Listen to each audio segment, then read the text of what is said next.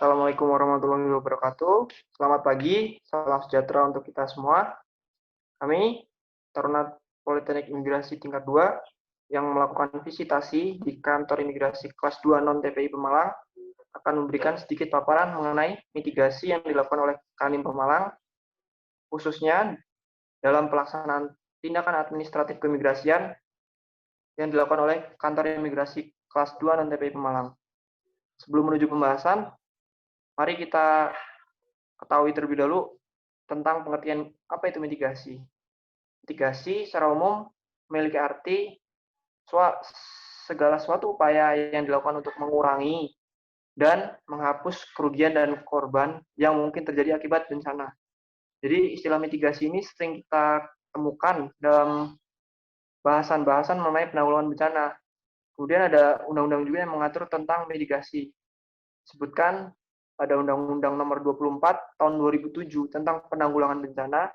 Mitigasi memiliki arti suatu rangkaian upaya yang dilakukan untuk penanggulangan bencana dan meminimalisir resiko dan dampak dari bencana itu sendiri. Dalam kasus ini, mitigasi yang dimaksud adalah segala upaya yang dilakukan untuk meminimalisir resiko dan dampak dalam setiap proses tindakan administratif keimigrasian yang memiliki tingkat kerawanannya masing-masing. Dengan memanfaatkan pembangunan infrastruktur maupun pembekalan terhadap SDM, yaitu pejabat imigrasi, dengan kemampuan-kemampuan terkait untuk menghadapi setiap tantangan dalam melaksanakan tugas yang diberikan. Lalu, tujuan mitigasi itu sendiri, pertama, meminimalisir risiko dan dampak yang mungkin terjadi karena suatu bencana, seperti korban jiwa, kerugian ekonomi, dan kerusakan sumber daya alam. Yang kedua, sebagai pedoman bagi pemerintah dalam membuat perencanaan pembangunan di suatu tempat. Kemudian yang ketiga, membantu meningkatkan kesadaran dalam dan pengetahuan masyarakat dalam menghadapi risiko dan dampak bencana. Jadi, mitigasi dalam kasus ini digunakan untuk meminimalisir segala macam ancaman yang mungkin terjadi dalam proses pendetensian orang asing pada ruang detensi imigrasi maupun rumah detensi imigrasi, dengan meningkatkan pengetahuan petugas dalam menyelesaikan perkara yang mungkin dan atau sedang terjadi ketika menjalankan tugasnya. Selanjutnya, jenis-jenis mitigasi. Yang pertama ada mitigasi struktural. Mitigasi struktural adalah upaya yang mengurangi risiko dari sisi pemanfaatan atau peningkatan fasilitas dan rekayasa bangunan. Jadi dalam kasus ini seperti contoh pembangunan kanal khusus untuk mencegah banjir, kemudian penggunaan alat deteksi aktivitas gunung berapi, bangunan yang tahan gempa, kemudian sistem tsunami.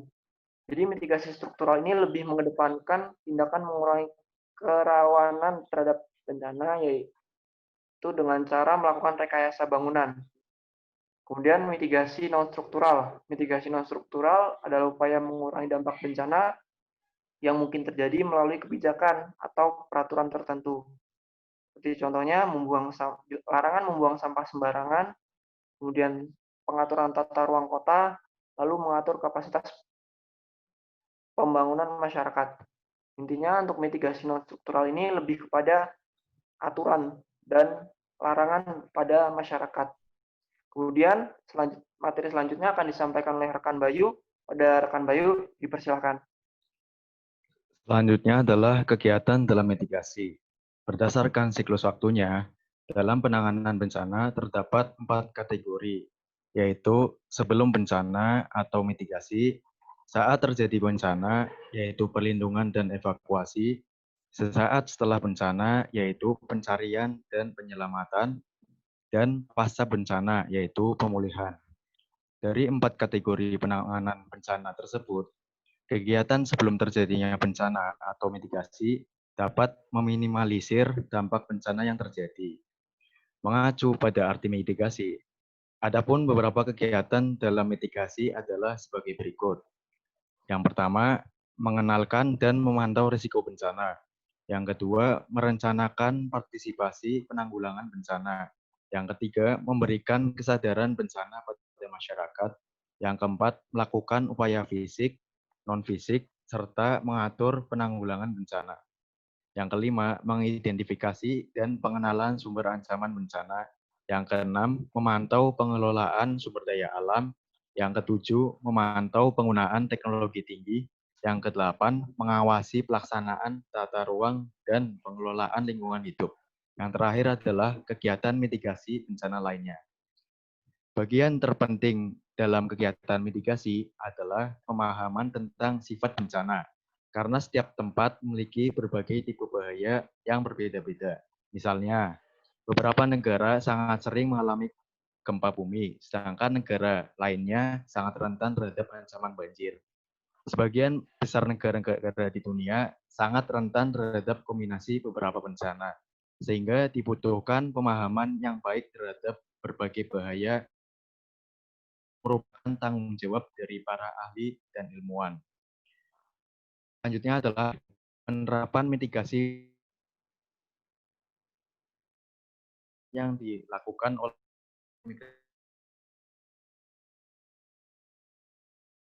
hasil wawancara yang dilakukan dengan Kepala Seksi Intelijen dan Penindakan Keimigrasian, yaitu Bapak Fitrah Izhari, bahwa kantor imigrasi kelas 2 non-TPI Pemalang melakukan deportasi terhadap deteni yang masuk ruang detensi imigrasi, yaitu sebagai berikut.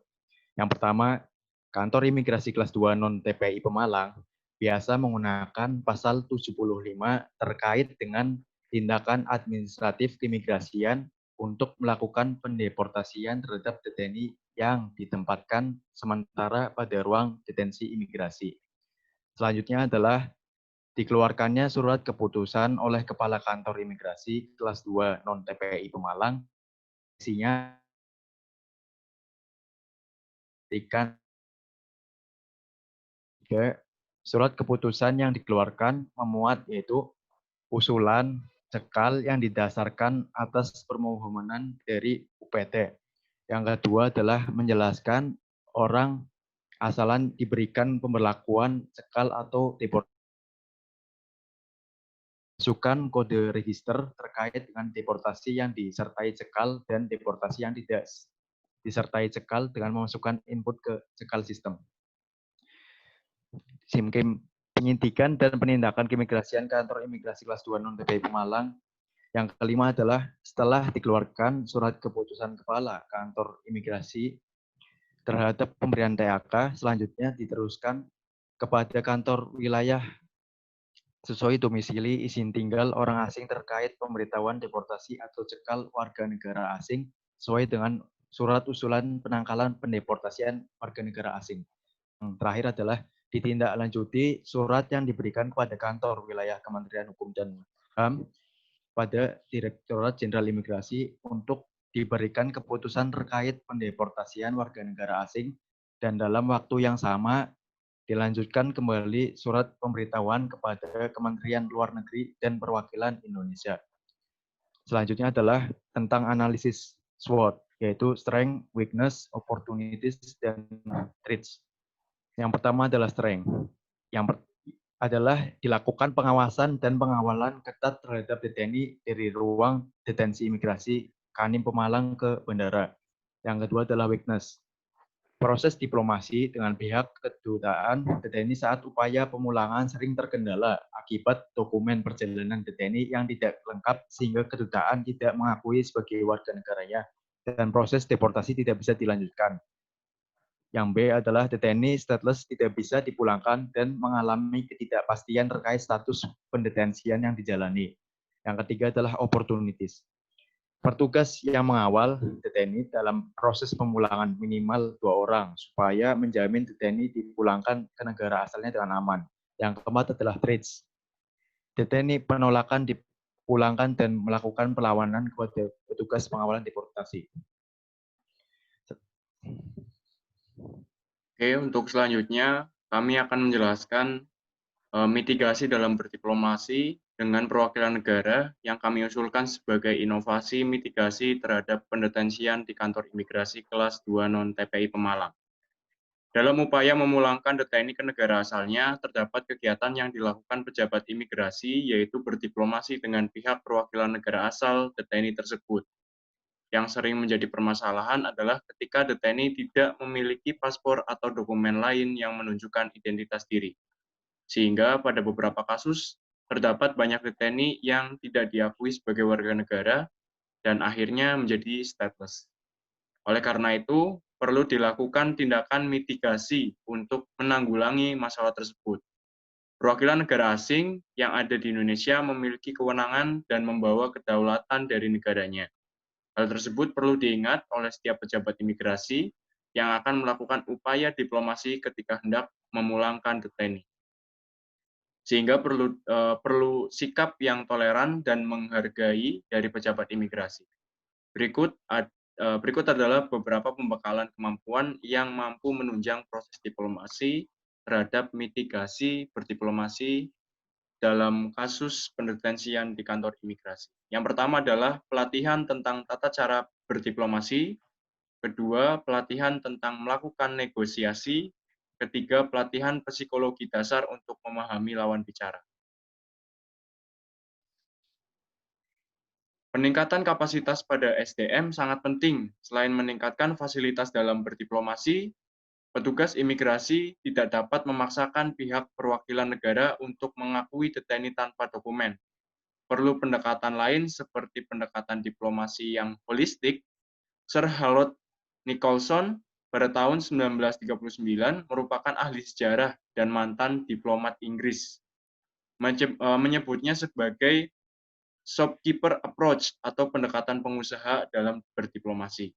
Pendekatan diplomasi itu didasarkan pada teori bahwa kompromi atau negosiasi secara terus-menerus merupakan langkah yang lebih baik daripada cara lain apapun. Pendekatan ini merupakan teknik yang digunakan untuk menciptakan kesepakatan atau saling pengertian dan dilakukan dengan cara yang tulus atau jujur. Jika terjadi perselisihan, cara ini dinilai bisa mencari jalan tengahnya.